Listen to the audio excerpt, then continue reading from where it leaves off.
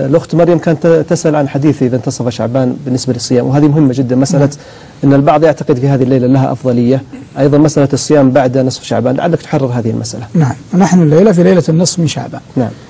أما فضل قيامها فلا أعلم فيه شيئا يثبت. أما أنه فيها فضل أن الله يطلع على أهل الدنيا فيغفر، هذا ثابت عنه صلى الله عليه وسلم، صححه الألباني كما هو في الجامع الصحيح.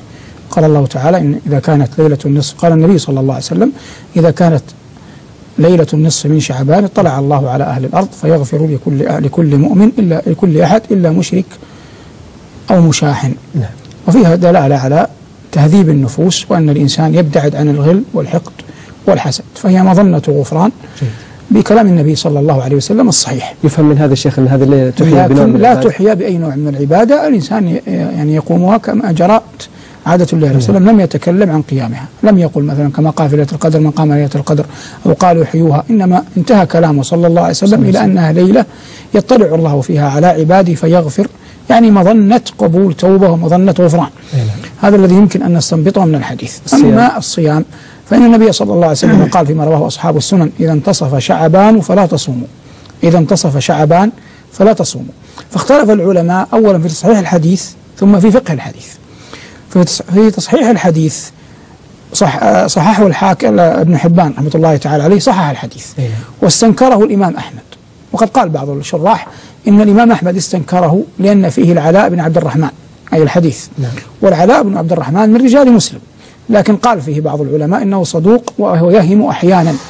الذي يعنينا من رأى صحة الحديث أو مذهب الشافعي رحمه الله فيرى كراهة صيام النصف ما بعد النصف من شعبان، هذا مذهب الشافعي رحمه الله، يرى كراهة النصف صيام النصف من بعد شعبان، من بعد النصف من شعبان لمن لم يكن له عادة قبله، لمن لم يكن له عادة قبله. فإذا قرب رمضان بيوم أو يومين يرى الشافعي رحمه الله حرمة الصيام.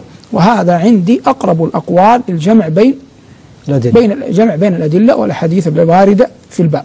وبعض العلماء كما قلت مذهب الإمام أحمد استنكار الحديث هذا عملا بعموم ما ورد أن النبي صلى الله عليه وسلم ما روي في صيام في شهر أكثر منه صياما من شعبان. لكن النبي صلى الله عليه وسلم هديه صيام الاثنين والخميس، صيام 3 من كل شهر. فقول الشافعي فيما يبدو لي أقرب الأقوال إلى الجمع بين الأحاديث، وهذا قد يناسب قضية الشهر. لأن شهر رمضان الأصل فيه تعبد بالصيام. فالذي يظهر من مجموع الأحاديث أنه لا يستقبل بصيام، لا يستقبل بصيام حتى يصبح للشهر خصيصته وينتهي الصيام إلى النصف منه، عملا بالحديث الذي صححه ابن حبان إذا انتصف شعبان فلا تصوموا. لكن هذا رأي كما قلت من يعني ليس أوحدا، وقد قال بعض العلماء بخلافه ولهم أدلتهم. والإنسان من عامة المسلمين المستفتي على دين مفتي، فلا ينكر على من صام أكثر من النصف، لأن في قال بهذا علماء أجلاء. ومن احتاط ورأى أنه لا يصوم عملا بأن الحديث صحيح فهذا فعل خيرا.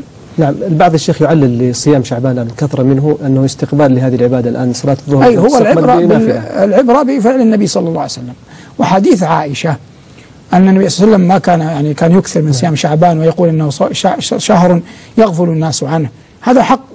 لكن يمكن الجواب عنه بأنه هذا في 15 الأول منه عملا بحديث إذا انتصف شعبان فلا تصوموا.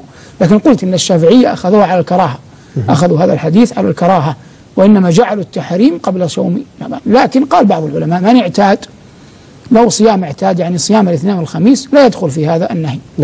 والأمر واسع إن شاء الله.